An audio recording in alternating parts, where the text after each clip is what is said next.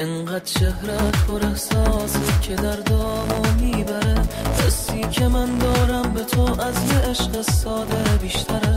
انقدر زیباست لبخندت که اخمامو میشکنه، من خاموشم اما مطمئنم که قلب تو روشنه. واسه یه بار بشین به پای حرفام، از ته قلبم تو رو میخوام. وابستت شدم و به تو کردم عادت، دیوونتم عشقم، تو باید مال من باشی، مال من باشی. وابستت شدم و به تو کردم عادت، دیوونتم عشقم، تو باید مال من باشی، مال من باشی.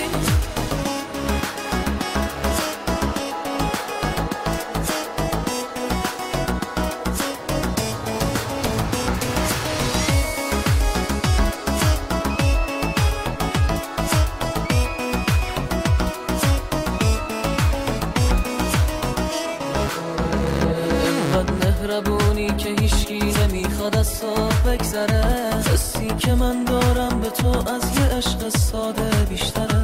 انقدر دلنشین خیالت که هر لحظه ای با منه، من زنده منبضم فقط با وجود گرم تو میزنه.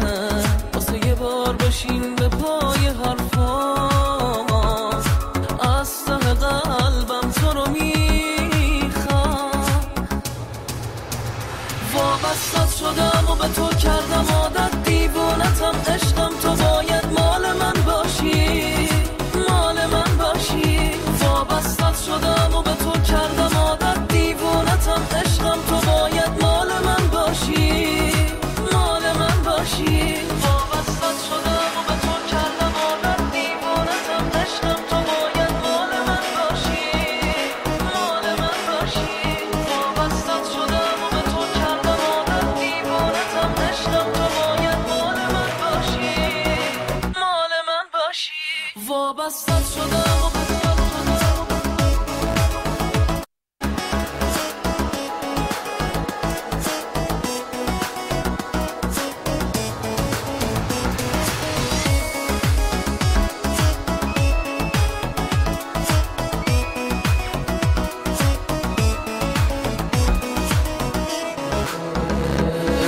مهربونی که هیچکی نمیخواد از تو بگذره، حسی که من دارم به تو از یه عشق ساده بیشتره.